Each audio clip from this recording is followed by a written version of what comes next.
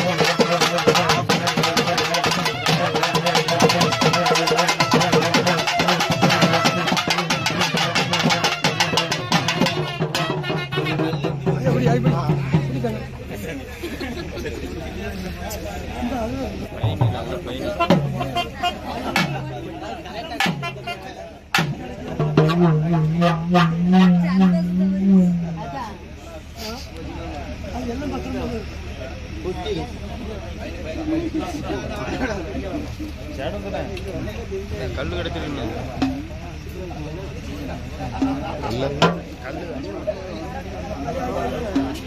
வெள்ளடிக்கலாம்